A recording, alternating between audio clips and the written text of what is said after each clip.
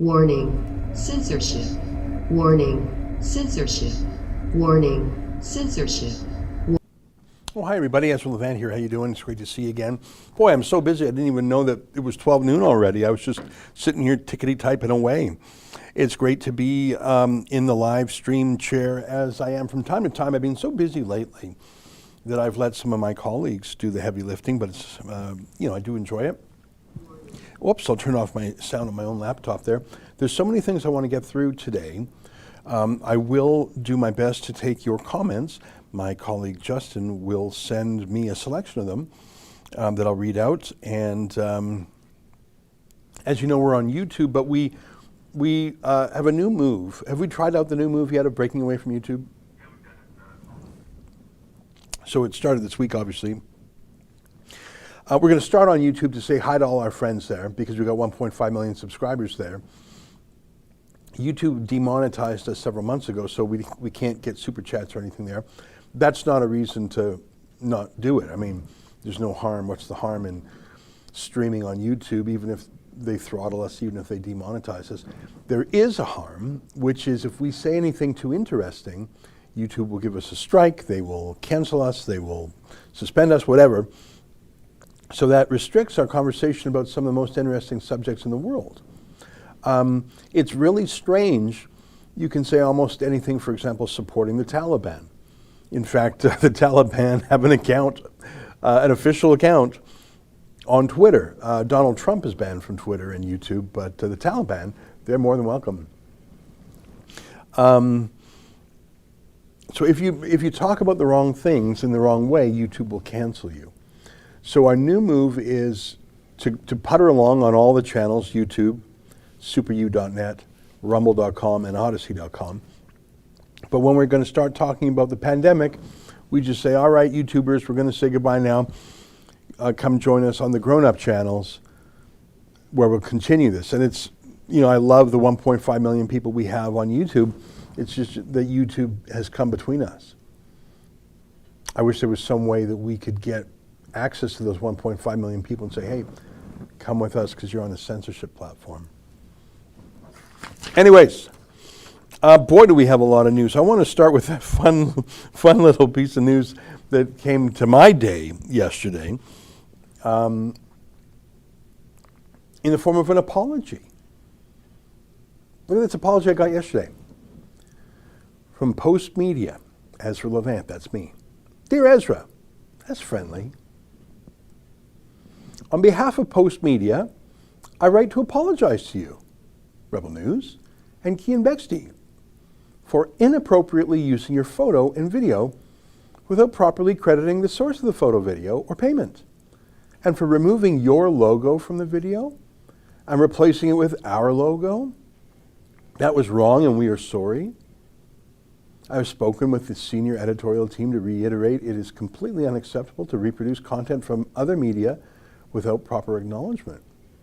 Sincerely, Lucinda Choden, Senior Vice President Editorial. What do you think of that? It's to the point. I got to tell you what they did. It was really outrageous. Cian Bexty, our former reporter, they did it to him a couple times. He flew to Vancouver to cover the trial of Jonathan Yaniv, the transgender guy who now goes by Jessica Simpson or whatever. And so he's covering Yaniv, and Yaniv charges at him and attacks him, and Cian's there, he catches it all on film. It's incredible TV. We sent Cian there to cover Yaniv on some trial or something, and Yaniv charges at him. So it's great footage. Obviously, Cian was the only one who was there, the only one who caught it, etc.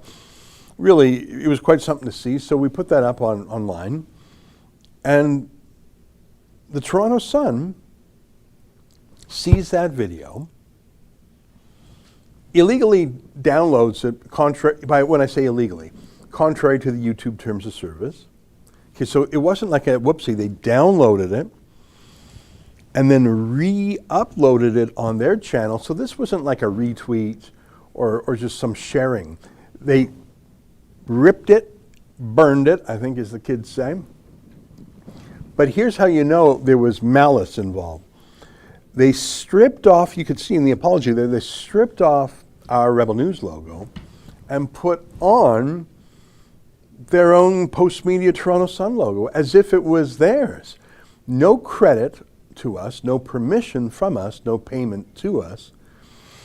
And their first line of defense, I think, we sued them. And because they laughed when we said you can't do that. They said basically come and get us, we're $1 billion company. You know, we don't care what you say. We sued them. And one of the things they said was, how do you know that was the video from Kean? Maybe it was our video. Yeah, no, it's from Kean's point of view as Yaniv was charging at him. There was no one else there. They're just the stupidest lies. Like, I was really embarrassed for how they conducted themselves when we called. Like, how about you say, whoops, we screwed up, sorry. Well, because they weren't sorry. We had to sue them for 2 years. And yesterday morning, we had a hearing, a mediation hearing in front of Deputy Judge Bocci, I think was her name. Carla Bocci, very nice lady. And I can't tell you some of the things that were described there because it was a without prejudice conversation, but let me just end by saying they settled and they sent over that apology letter. So it's nice to know you can sometimes stare down Goliath and Goliath will blink and Goliath will say sorry. I don't know if Goliath actually is sorry, but it's nice to have them bend the knee. Don't you think, Justin? You know. Look, the Postmedia is what they are. They're the largest recipient of Trudeau's media bailout. They're getting 140 grand a week from Trudeau, so is it any surprise to you how they treat us? So that was a fun way to start the day. But we also had some bad news yesterday, and it was also involving Trudeau. Like, Trudeau is trying to control the media, right? Trudeau gives carrots, but he uses sticks. So the carrot is the reward, the payoff, the bribe, the media bailout. So Trudeau says, if you're with me, I'll give you these carrots, but if you're against me, I'll give you the stick. So Postmedia gets the carrot because they're very obedient. They're Trudeau bailout media.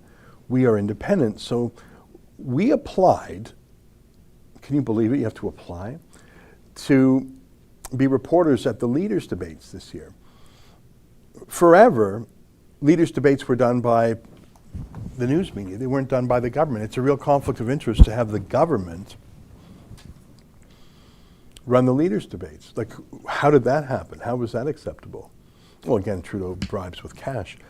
Like, what a conflict of interest to have the Prime Minister's hand-picked team arrange the rules for a debate in which the Prime Minister is being challenged. Gee, I wonder what those rules are. I wonder if they'll be neutral. Of course, they're not.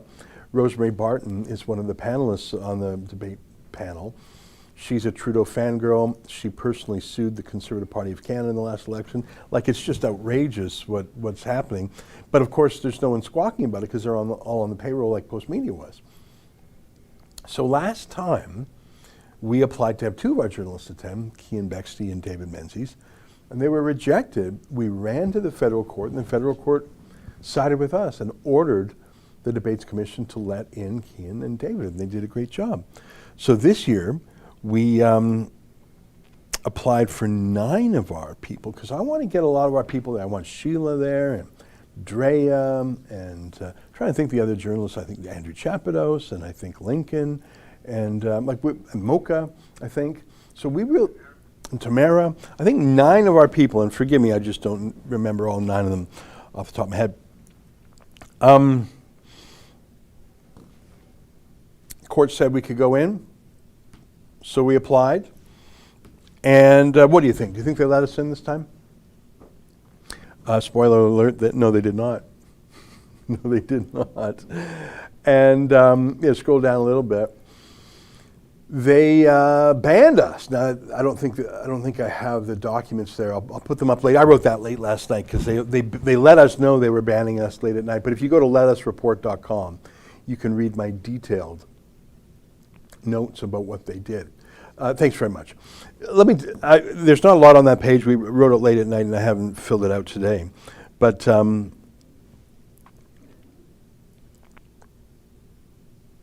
they changed their rules from last time. Do you know what the word bill of attainder means? Have you ever heard that before, Justin? A bill of attainder. That's a very fancy word, isn't it? It's sort of, it's got a real legalistic ring, like writ of replevin or something, like it's legalistic. We don't use that word in Canada, but a bill of attainder is something in American law. The United States Constitution specifically forbids bills of attainder. Article 1, Section 9, Clause 3. I'm just going to read it to you. No bill of attainder or ex post facto law shall be passed. The fact that they were banned even under... I'm reading just a summary here. What's a bill of attainder? Why did the U.S. Constitution specifically ban it? My homemade definition of a bill of attainder is a law passed to specifically get one guy or one group. So, for example, let's say people really didn't like Elon Musk. The guy, there's a lot of opinions, but I got my opinions on him. Some people love him, some people hate him. I think he's generally in the net positive category. But let's say someone in Congress really didn't like him and passed a law that Elon Musk has to pay a wealth tax of $50 billion.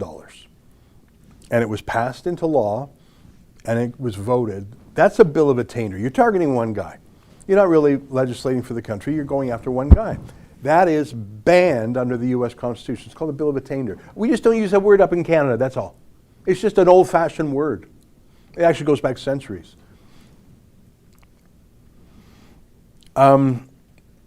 Those aren't allowed in Canada either. In fact, one of our lawyers was telling me that there was some law crafted to help every electric car company with a subsidy except for Tesla or something like that. And I think Tesla sued and won. I'm not familiar with the case. So you can't do that. You can't pass a law saying my rival is a meanie, he has to go straight to jail just because. You can't do that.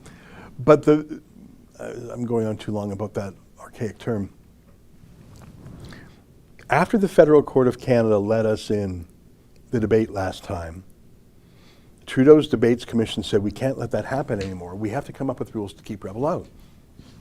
But let me ask you, thanks, I'll go through in a minute.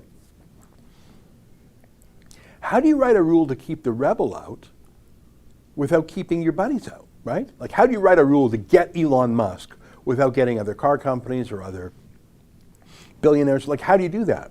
How do you try and hide what your goal is? If you said only Canadian-owned media are allowed, well, we're Canadian-owned completely. How about you can't allow opinion journalists in, because we have a lot of opinions. Well, a lot of journalists are opinion journalists. I'd say maybe half of journalists write editorials, give an opinion, and that's legitimate journalism. I don't know if you've ever read a paper newspaper. Most of our viewers under the age of 30 don't even know what a paper newspaper is, but it's this thing, it's written on paper, and you read it like that, and you sometimes get ink on your fingers. And there's this whole section called editorial section or comment or opinion. So you could say, well, you have to be Canadian owned. Okay, we are. Have to be Canadian content. Okay, we are. You can't have opinions. Well, every other journalist has opinions, so you'd be banning too many people, right? Okay, how about this? Rebel News crowdfunds and donates to things. So how about you can't donate to things? Oh, we got the Rebel now because we're doing crowdfunding all the time. So if we don't crowdfund for political parties, we can't crowdfund for civil liberties charities to help people, whereas other media donate to, for example, the Unifor attack ads on Conservative Party leader Erin O'Toole. So how do you craft a law that bans Rebel, but not the Toronto Star, which is an activist newspaper, not left-wing blogs, which are activists? How do you do it? How do you do it? Can you draft a law that is going to catch Rebel, but only Rebel? Can you make a bill of attainder? And they did. They've banned the three things I've just mentioned. They've banned opinion journalism. They've banned advocacy. They've banned donations or crowdfunding specifically. Oh, who crowdfunds their journalism in Canada? But, now you're saying, well, Ezra, that would wipe out the rest of the media. But they specifically exempt anyone who does those things who's a member of the pro-liberal parliamentary press gallery. So the only people to whom the law applies is Rebel News and other independent stragglers like us. So there will be dozens, maybe hundreds of opinion journalists there. But we'll be kept out for our opinion. How do they do that? Because they exempt anyone who's in the parliamentary press gallery. Can you call up that page? I'll show it.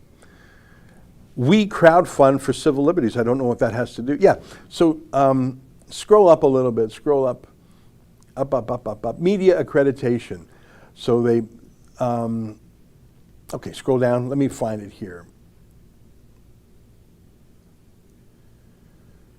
Okay, so they talk about a conflict of interest. So read down, scroll. When an organization becomes an actor in the stories it tells, including providing and applying financial and legal assistance to some of its sources to work toward a desired outcome, or offering free legal services. Who does that? Crowdfunds to help some individuals in stories hire lawyers, purchases political advertising, and launches petitions. Well, a lot of different media launch petitions, actually. But crowdfunding to help people find lawyers, that's only us. Like, there's no one else who crowdfunds. And actually, if you click on the footnote there, let me just read the next part. Or when a reporter, this is the real killer here, writes opinion pieces about subjects they also cover as journalists, endorses political candidates or causes, takes part in demonstrations, signs petitions, does public relations work, fundraises, and makes financial contributions. So opinion pieces, that's half the journalists in Ottawa. Endorses political candidates. Doesn't every newspaper endorse? Oh, we got the endorsement of the Toronto Star. Oh, we got the endorsement of Postmedia. Like every single paper endorses someone. Takes part in demonstrations, signs petitions, does public relations work. I don't know what that is. Makes financial contributions. Well, every single Unifor journalist and Canada Media Guild journalist contributes to an anti-conservative campaign ad. We've seen the ad. Unifor boasts about it. So how do you apply these rules but make it a bill of attainder against the rebel only? In fact, if you click on that footnote there, you'll see it refers to Rebel News. Yeah, don't go down that rabbit hole, but it's about us. Now, where's the part where they? Oh, yes. But look at this. You can be exempt if you're a member of. Okay, scroll up a little bit. If you're a member of the Canadian Press Gallery, do you see that option 1? Any media representative who is a member of the Canadian Press Gallery will automatically be eligible for accreditation. Upon review of the Canadian Parliamentary Press Gallery's membership requirements, the Commission has determined that it will accredit members of the Canadian Parliamentary Press Gallery. This is because they cover Canadian politics as a regular part of their activity, and the Canadian Parliamentary Press Gallery has published a white paper which recognizes the principles of responsible and ethical journalism, including the absence of conflict of interest as defined by the Canadian Association of Journalists and other journalism and professional media organizations. So, if you are a member of the Canadian Parliamentary Press Gallery, you don't have to, you're not banned for fundraising, petitions, signing, for having an opinion. And also, could you go to the Parliamentary Press Gallery website, Justin, and click on agencies? I want to show something I've shown before. That they allow state broadcasters from foreign countries to join. So if you are a Canadian who has an opinion, you're banned from this unless you're part of the Parliamentary Press Gallery. If you're a Canadian who signs a petition or has a petition, you're banned unless you're in the press gallery. And can you pump up that a little bit and click by agency? Scroll up a tiny bit. So sort by agency. So Aboriginal People TV. There's some other companies there. Bloomberg, lots of CBCers. Tons of CBCers, City TV, CNN. So foreign broadcasters are allowed, but not us. Lots of CTV people. Epoch Times, I'm glad they're in there. I don't know what Franco Press is. There's some freelancers. Global TV, there's a lot of iPolitics, there's a lot of folks there. But look at that, it's our task. Do you see that? Do you see that? Daniel Studeniev. Itartas. Itartas, you may know, is a state broadcaster from Russia controlled by Vladimir Putin. Let's go down a little bit more. There's some National Post people, New Tang Dynasty, I like those guys. I don't know what Open Canada is. Politico, Postmedia. Rabble. Rabble is an extremely activist, lots of petition. It's funded by the labor unions. Carl Nirenberg is so partisan, he makes me look like a neutral judge.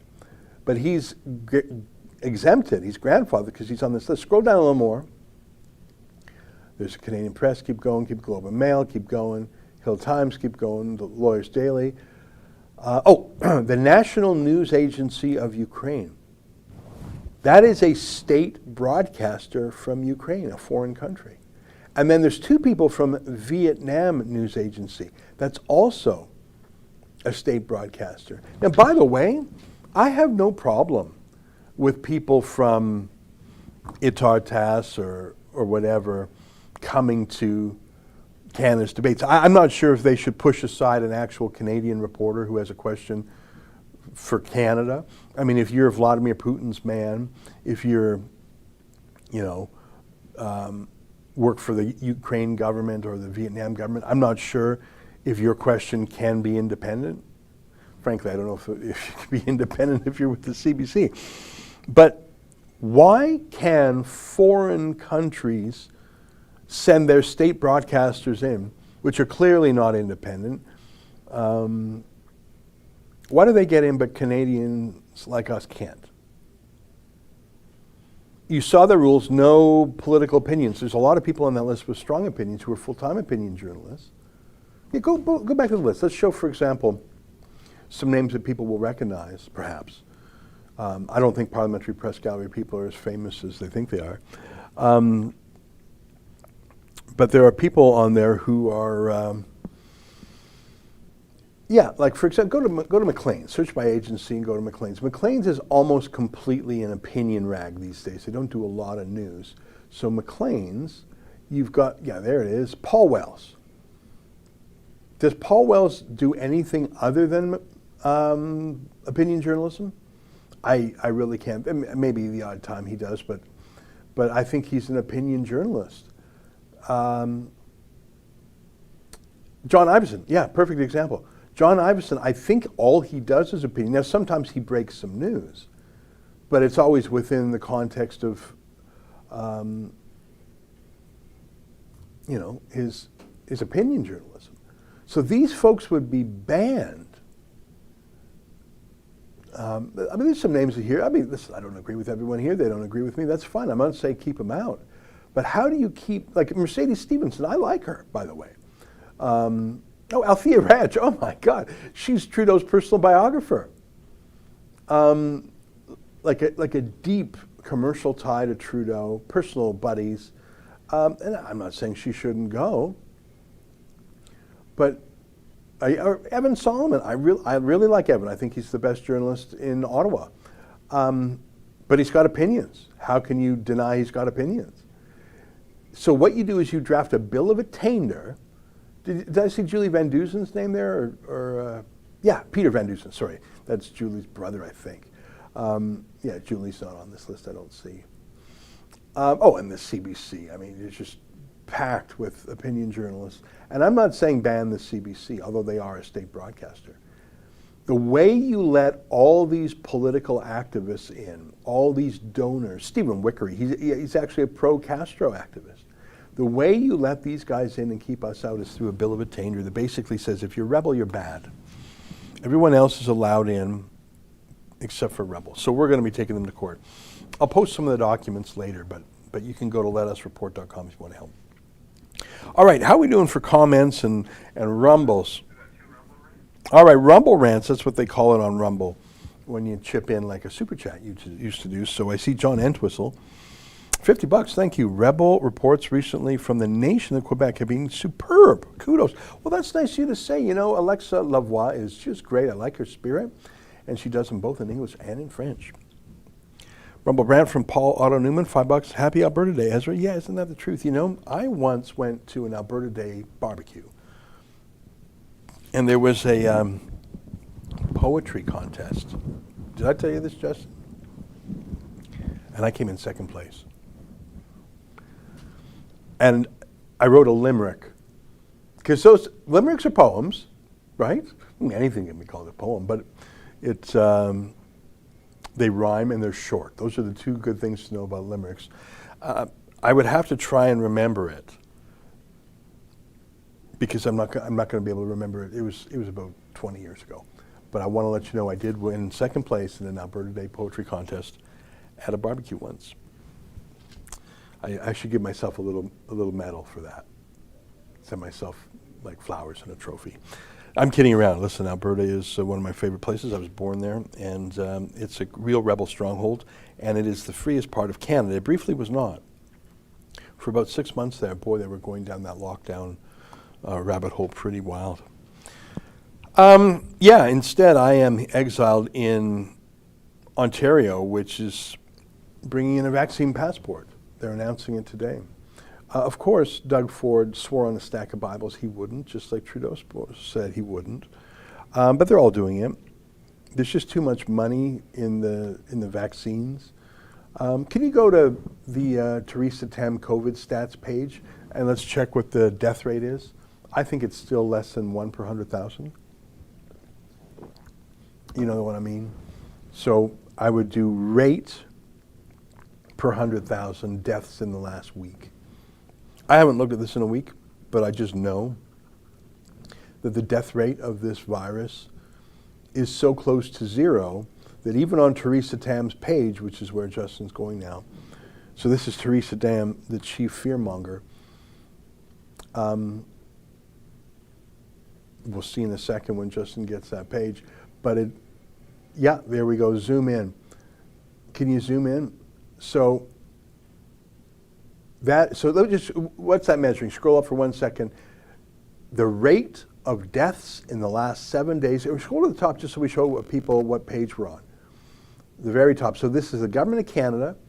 It's their official coronavirus page. This is Theresa Tam's baby. So just so you know, this is not some external commentary site. This is Government of Canada. And for the last 7 days, the rate of COVID deaths, 0, 0, 0, 0, 0.3, 0.5, 0.9, 0.1. It's about as close to zero as it gets. That's a fact. Well, that's what this shows. Like, it's not just zero, it's 0.0. Okay, Ontario is 0.2. And Quebec is 0.0. And you're bringing in vaccine passports. Is it really about a virus?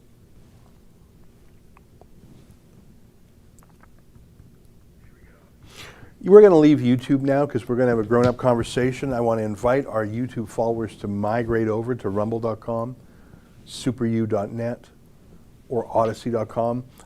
I love our YouTube viewers. It's just that there's like a hall monitor sensor nanny in the room. It's like someone listening in. I don't know if people remember, there was a time when you had phones that connected to the wall with a wire back when I was a kid. So you would pick up the phone and there would be another extension on that same phone line. So you might be a household with one phone line, but 4 phones in the house. So anyone can pick up a phone and listen in. It was a thing that happened in the late 20th century. Well, it's unthinkable now. I mean, you're on your own phone, no one can just tap in. But back then, pick up the, you'd say, pick up the line, it's grandma on the phone. So like everyone pick up the phone, hi, like everyone be on together. It was sort of fun. That's how I feel with YouTube. I'm trying to talk to our subscribers there, but there's someone listening in and breathing heavily from the other extension, and it's the YouTube censor. And I just don't want them here because they don't want us to have an honest conversation. So we're going to sign off on YouTube now, and we'll continue this conversation on rumble.com, odyssey.com, and superu.net. Thanks very much to our YouTube subscribers. Come on over. I mean, we just can't talk on that platform anymore. Quebec is starting theirs today also, and I wonder how it's going to go. Because I see around the world, I see massive protests in Greece, in France, in Italy,